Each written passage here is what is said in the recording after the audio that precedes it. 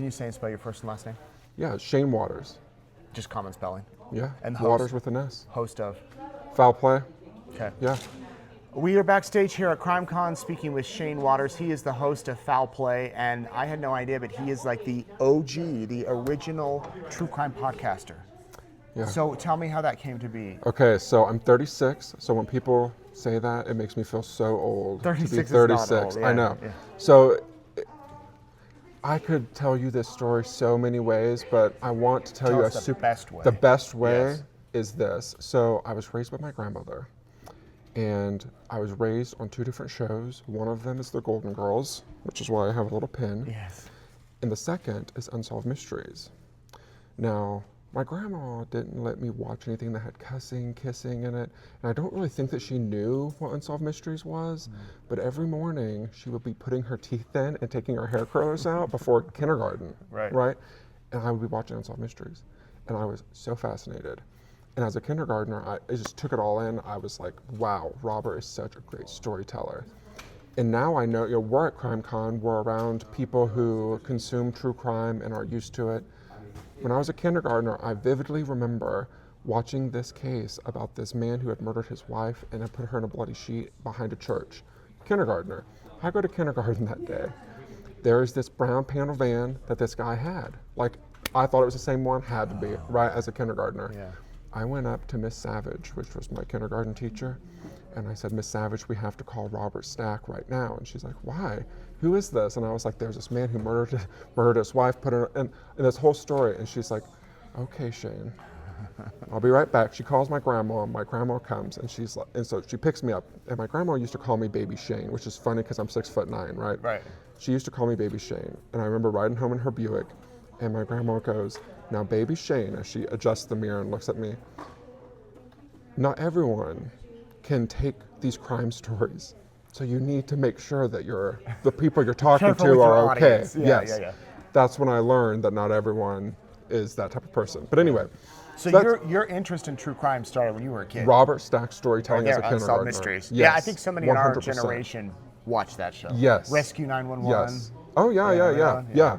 So flash forward to freshman year of college.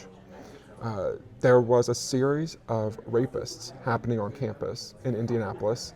One thing about universities that's widely known is that it's not great if they have a lot of crimes happening on campus. Yeah. In 2008, some people had smartphones, most people did not.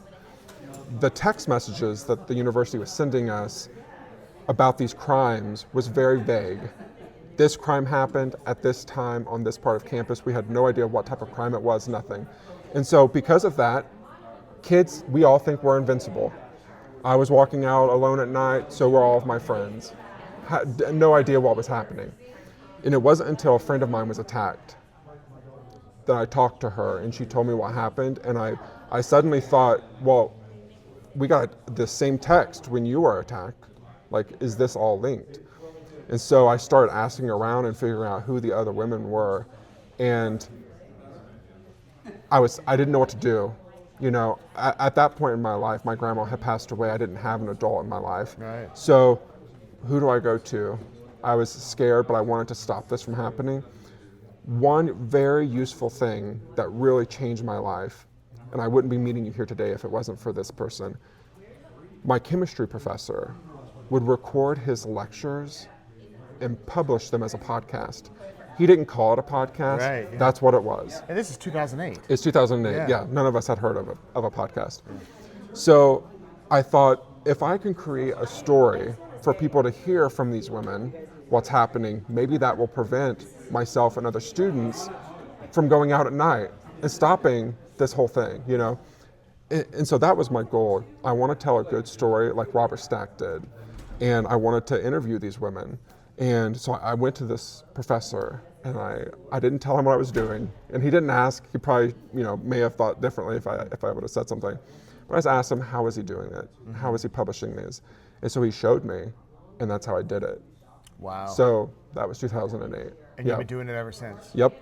And for people that haven't heard the podcast, you're doing a different case every season? Every season, yeah. Most seasons we are working with unsolved cases for family members or detectives.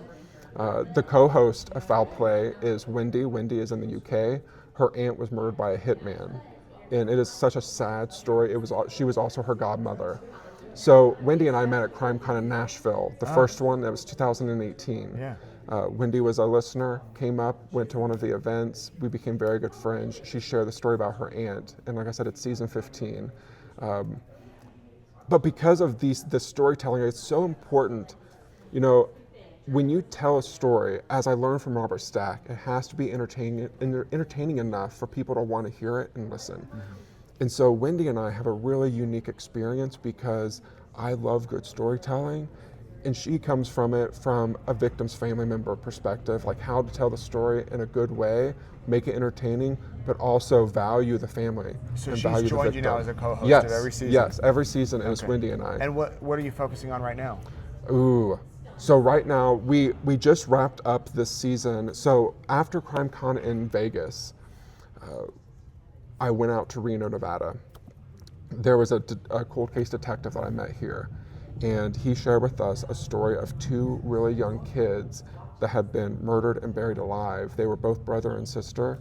They were in kindergarten. Oh my gosh. One day, it was 1989, Reno, Nevada, they were walking home from the bus stop in their neighborhood, never made it home. And it was several days or weeks later, their bodies were found in a shallow grave out in the desert. Unbelievable. It's still unsolved to this day. And so that struck me because I had never heard of it. And that's the thing, like, we come to CrimeCon, we hear all these crime stories. I had never heard of these two children. And so these are the type of stories that I try to share, you know? So I go out there and they show me where everything is, what all happened. And Wendy and I are able to create and navigate this narrative for a season where you understand where the family was, you understand the perspective, but we also ask questions. So like for them, why does the people of Nevada and Reno, why did they forget about this case? Why was the case unsolved? And what we found was, unfortunately, the day after they went missing, there was that huge earthquake that killed a lot of people. And so because of that, their case, it never got published onto the news, you know? So because of that, it really harmed the case. Mm-hmm. And so these are the type of stories that we are passionate about telling. We want to tell it in a good way so it's entertaining, but we also want to value the people left behind. You know, I can't help or prevent what happened, but what I've learned from working with so many family members is that the story that is shared about these people could live forever. Yeah. So you have to remember that when you tell a story. Incredible work. Check it out. Thank Foul you very Play. Much. Yes, Foul Shane. Play. Good to see you. I guess it's available wherever you get wherever your podcasts. Now people can find podcasts. There are a lot more podcasts and podcast players out now. Right. Yes. All you have to do is Google. Thank you, Shane. Yes. Thank you very much. Yeah. Good Appreciate chatting with you. Yeah, you too.